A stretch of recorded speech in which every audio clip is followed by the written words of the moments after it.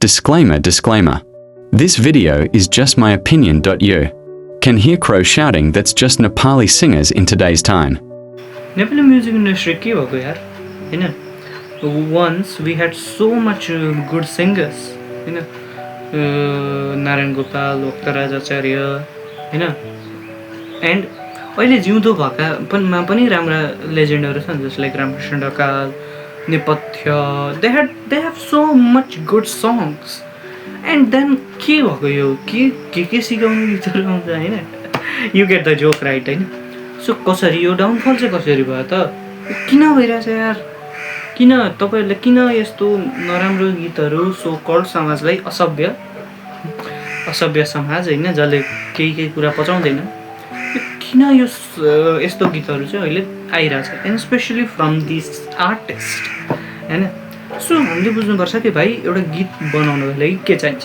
And कोही मान्छेहरु बाठा भएर लाग्ला गीत बनाउनको लागि लिरिक्स चाहिन्छ.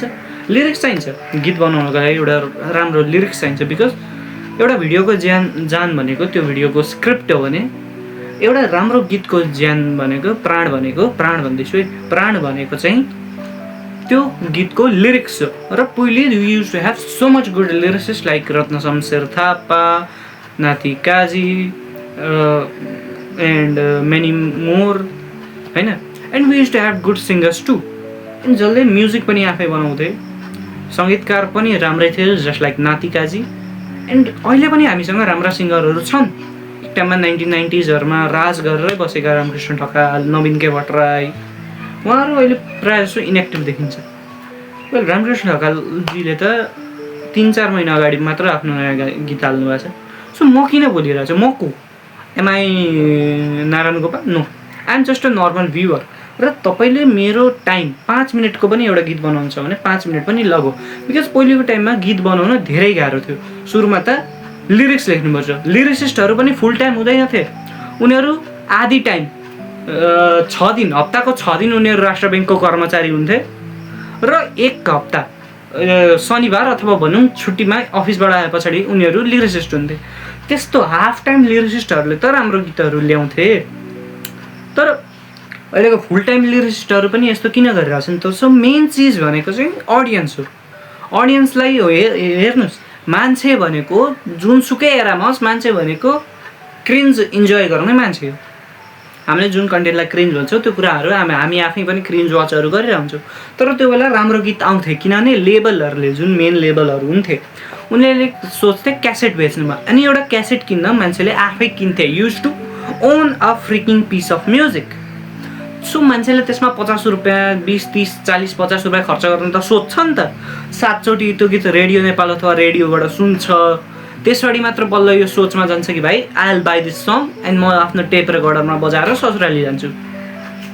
बट अहिले त्यस्तो छैन. Internet is a crazy place. जब इन्टरनेट आयो वी स्टार्टेड मान्छेले गीतहरूमा आफ्नो इन्ट्रेस्ट हुँदैन थियो. बिकज 50 रुपियाँ लाग्ने क्यासेटलाई तपाईँले 50 रुपियाँ तिरेर स्पोटिफाईबाट 100वटा गीत सुन्न सक्नुहुन्छ. सो मान्छेले गीतहरूलाई पनि युज गर्न थाल्यो.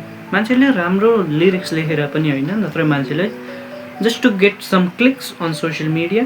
एन्ड भाइ अहिले आएको नयाँ गीत you know which song I am trying to do, कसैले टिकटकधरि बनाएको छैन.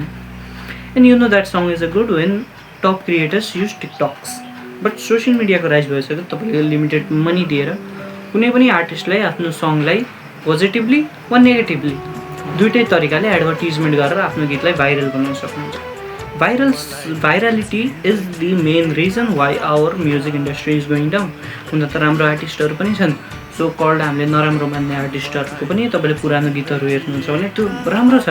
तर त्यो बेला उनीहरूलाई खासै फाइनेन्सियल सपोर्ट आइरहेको थिएन. न त उनीहरूको बुझ्नु नि होइन, न त उनीहरू पपुलर भइरहेको थियो. त्यसपछि उनीहरू क्रिन्ज सङमा मुभ गरे. सो त्यही भएर नत्र म्युजिक मान्छेले 1-2-3 हप्ता लेखेर त्यसमा बिट भरेर त्यसमा म्युजिक भरेर. र पहिले लाइभ म्युजिसियन हुन्थ्यो. Rise of internet and rise of कम्प्युटरको कारणले आजकल मोबाइलमै त्यो बिटहरू बनाउन सकिन्छ. सो मान्छेले टाइम लिएर एउटा राम्रो गीत बनाउनुहोस्. तपाईँले भाइरल सङ बनाउने होइन, तपाईँ क्लासिक सङ बनाउनुमा चाहिँ मोटिभ हुनुहोस्. And that's it for today guys. Like share गर्न नबिर्सनु. हस्ता बाबाई. एन्ड सब्सक्राइब चाहिँ गरिदिनु यार, 2 वर्ष भइसक्यो. बाई।